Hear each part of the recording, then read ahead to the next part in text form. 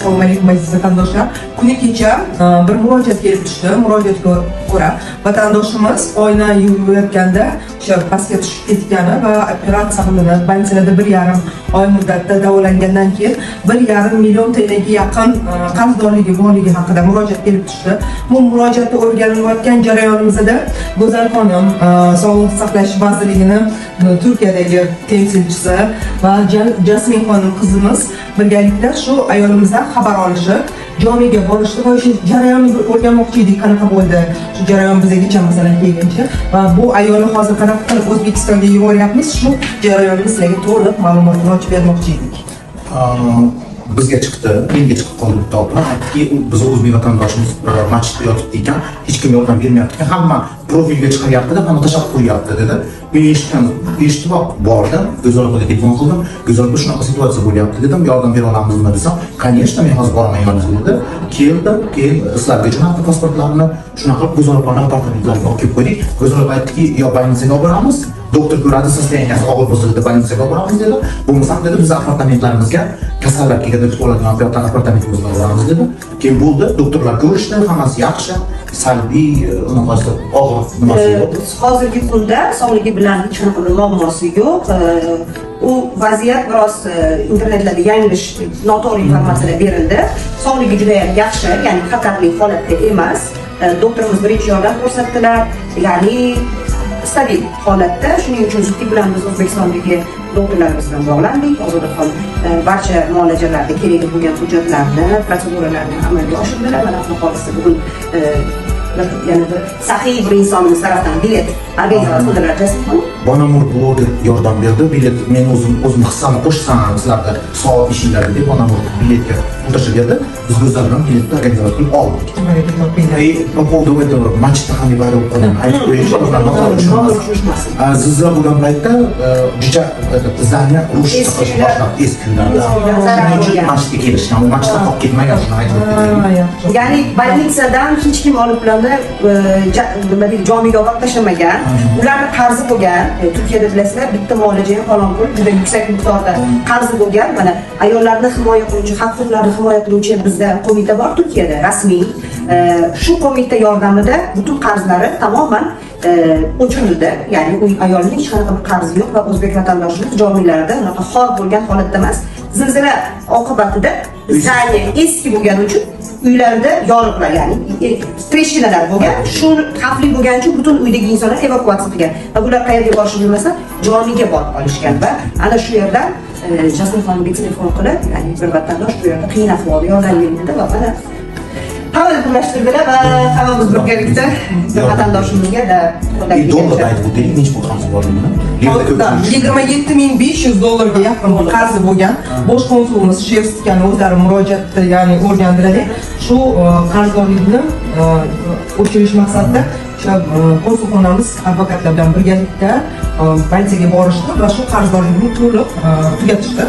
Va shu holat bo'yicha mana qizlarimiz bugun biletlarni olib berishdi. Ertalab xudo xolasa ayolimizni O'zbekistonga yuboramiz. O'zbekistonda ham Sog'liqni saqlash vazirligi, O'zbekiston Xotin-qizlar qo'mitasi bilan birgalikda hozir переговорlarni olib boryapmiz. Ertalab xudo xolasa kutib olishadi, joylashtirishadi, reabilitatsiya qilishadi va inshaalloh jamiyatda o'z o'rnlarini topadi. Ya'ni Turkiyada yana bir o'zbek ayolimizni mashg'uldan kelguncha yordam berib qaytarishimiz bu hammamiz uchun juda muhim. Sizlarga kattakon rahmat. Sizga farq bo'lmaganiga uchun. И по поводу билет посольствomizga aytdim. Biz o'zimiz shoshilib olib berdik. Посольствоdan Da, bu holat bo'yicha biz biletni O'zbekiston migratsiya agentligi tomonidan biletini olamiz deb aytdik. Ammo bu prosesni tezlashtirish maqsadida qizlarimiz biletni O'zbekistonga olib beramiz deyishdi. Yana qanchadir summa yig'ib yig'ilsa, o'zini turk kartasini отвечать qilganmiz, keyin o'zbek kartasini отвечать qilganmiz. Полный отчет bankdan olib, xotinga biz ko'rsatdik, mana shuncha pul to'planibdi. Xohlasangiz O'zbekistonga borganingizda pul bo'lmagan, polisga topshirishadi desak, yo'q, bu yerda dollar bersangiz yaxshi bo'ladi. Bu ayolga moddiy yordam ko'rsatilgani sababi farzandi, oilasi, boradigan joyi, ya'ni boshpanasi ham yo'q va qarindosh urug'lari ham yo'q. Shu sababdan moddiy yordamni tashkillashtirishni iltimos qildilar va xalqimiz befarq bo'lmadi. Ya'ni shunchaki yetib yurgani yo'q, yana noto'g'ri tushungan.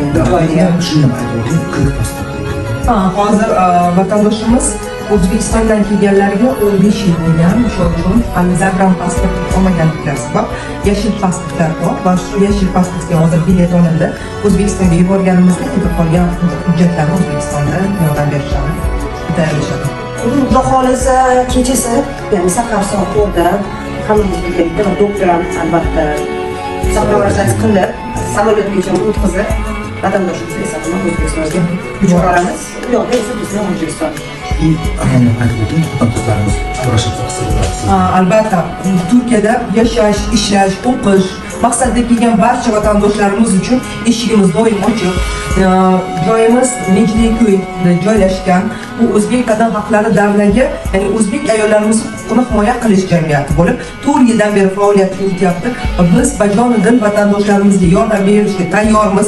Ko'ngilli vatandoshlarimiz bor, faol vatandoshlarimiz bor. Safimizga qo'shiling, birgalikda vatandoshlarimizga qo'limizni cho'zaylik, yordam beraylik. Sizlar bilan yanada kuchliroq bo'lamiz, yanada ko'proq vatandoshlarga erishamiz. O'g'liga shukur, katta rahmat kelganingiz uchun, befarq bo'lmaganingiz uchun. Endi ortiq Jasmin xonim bizlarni ham jamiyatimizda mana faol ishtirok etib, birgalikda ya'ni yordamlarni, xayrli ishlarni, savobli ishlarni, foydali ishlarni, asosiysi birdamligimizni har doim qo'llab-quvvatlab turamiz. Yordam bizga bilan Xotin-qizlar qo'mitasiga keldik. Qaranglar, yordam uchunmi bular? Aytib bering.